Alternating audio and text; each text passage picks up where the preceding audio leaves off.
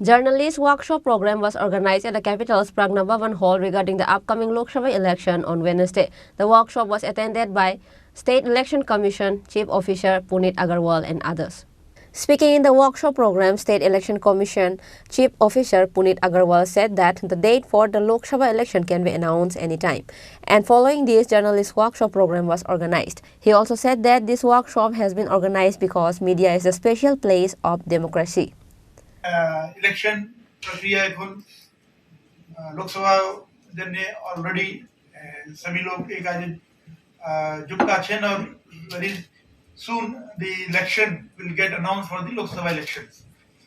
Anytime one can expect from this week itself one can expect, and आप जानते हैं जैसे election announce होगा then the model code of conduct get into force. तो उस समय आपका जो मॉडल कोड ऑफ कंडक्ट है वो आप सभी को इन जनरल मालूम है। मॉडल कोड ऑफ कंडक्ट में आपको ध्यान रखना है कि जो कैंपेनिंग है या इवन उसमें सभी कैंडिडेट्स को, चाहे वो रूलिंग पार्टी के हों चाहे वो अपोजिशन पार्टी के हों, कोई इंडिपेंडेंट कैंडिडेट हो, all should get a level playing field. उनको जो भी वो अपनी बात वोटर्स को बताना चाहते हैं, जो इन्फॉर्मेशन शेयर करना चाहते हैं, वो सही दृष्टि से सही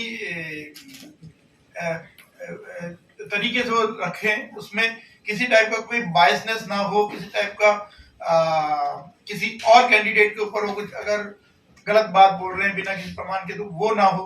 तो उस तक चीजों को हमें ध्यान रखना होगा। मीडिया का इसमें बहुत इंपॉर्टेंट रोल है। जैसे कि अभी आप लोगों को बताया गया, media actually is one of the important pillars of democracy. India में जो डेमोक्रेसी है तो डेमोक्रेसी में सभी को अपने बोलने का, अपनी बात रखने का अधिकार है। उसमें मीडिया एक इंपॉर्टेंट रोल प्ले करता है कि जो बात पब्लिक बोलना चाहती है, चाहे गवर्नमेंट बोलना चाहती है, कोई भी ऑर्गेनाइजेशन बोलना चाहती है, तो उसको सभी तक पहुंचाने के लिए डिसैमिनेशन इंफॉर्मेशन के दृष्टि से मीडिया एक इंपॉर्टेंट रोल प्ले करता है। मीडिया के अलग अलग रूप में, पहले प्रिंट मीडिया था, अब आपका इलेक्ट्रॉनिक मीडिया आ गया। इलेक्ट्रॉनिक मीडिया के साथ साथ अब इंटरनेट के थ्रू, सोशल मीडिया के थ्रू आप अपनी बात को अलग अलग लोगों तक पहुंचा सकते हैं। तो इसका विस्तार भी हो रहा है, समय के साथ साथ इसका रोल भी बढ़ रहा है। तो हमें उसको ध्यान में रख के अपने दायित्व का निर्वाह करना है। आई एम श्योर आप लोग सभी का सपोर्ट हमेशा आगे इलेक्शन में ही मिला, इस इलेक्शन में ही मिलेगा। और मीडिया को इलेक्शन कमीशन हमेशा एक इम्पोर्टेंट